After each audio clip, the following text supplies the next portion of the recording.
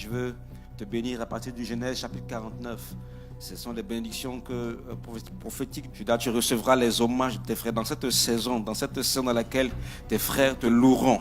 Dans ta famille, tu seras considéré. Quand il parle de tes frères, il parle non seulement de tes frères biologiques, mais de ton environnement. Dans ton service, prépare-toi à être acclamé. Prépare-toi à être revalorisé. Prépare-toi à être considéré. Prépare-toi à être promu. Prépare-toi à être primé. Dans cette saison, on va reconnaître ton travail. Et tu vas recevoir les hommages de tes frères, de tes collègues, de tes collaborateurs. On va remarquer en fait ce que tu fais. Tu seras remarquable, tu seras distingué dans le nom de Jésus-Christ. Dans ton foyer même, on se plaignait de toi. Dans ta belle famille, on te critiquait. Mais ils vont remarquer ce que tu es en train de faire. Ils vont réaliser, ils vont considérer que tu es une bonne femme. Que leur frère est béni de t'avoir. Ta main sera sur la nuque de tes ennemis. C'est toi qui aura la domination sur tes adversaires. Ah, je t'assure. C'est toi qui vas les diriger, qui vas les orienter. Les fils de ton père se prosterneront devant toi. Quand on regarde ta vie par rapport aux moyens, par rapport aux revenus que tu peux apporter, on ne te considère pas. Je t'assure que les temps sont en train de changer. La saison est en train de changer. La Bible dit la pierre que les bâtisseurs ont rejetée est devenue la principale de l'angle. Ah, les temps sont en train de changer. Peut-être qu'aujourd'hui tu n'as pas de voiture, tu n'as pas de situation confortable. Mais je t'assure que les temps changeront et ils changent maintenant. Dans le nom de Jésus-Christ. Il dit, Judas, tu es un jeune lion. Tu reviens du carnage, mon fils. Il dit, il ploie les genoux, il se couche comme un lion, comme une lionne. Qui le fera lever? Quand tu vas saisir quelque chose, personne ne pourra t'ébranler. Il y a des labels. Tu vas rentrer dans la zone des personnes qui sont véritablement indéboulonnables, inébranlables.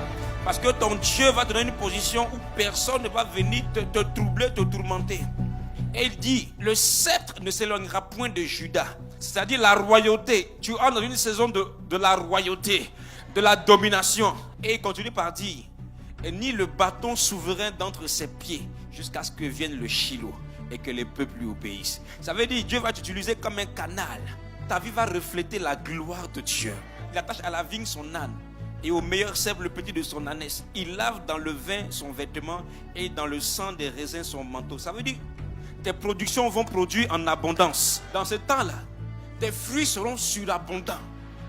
Ton travail va rapporter l'abondance. Tes finances ne vont plus jamais tomber dans des sacs percés.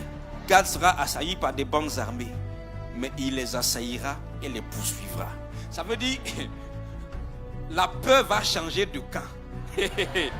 Les gens vont essayer de mettre des bâtons dans tes roues, ils vont te poursuivre. Mais en vérité, maintenant, tu vas t'arrêter et c'est toi qui vas les poursuivre. Ils vont venir contre toi par un chemin, mais toi, tu vas les faire fuir par 7 chemins. Azeb produit une nourriture excellente. Il fournira les mets délicats des rois.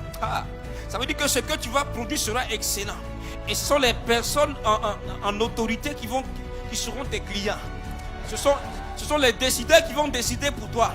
Prépare-toi à ouvrir un nouveau portefeuille client. Prépare-toi à rencontrer de nouveaux collaborateurs, de nouveaux partenaires d'affaires. Et donc, sois excellent dans ce que tu fais. Nephtali est une biche en liberté. Il profère des belles paroles. La liberté est ton partage dans cette saison. Dans le nom de Jésus-Christ.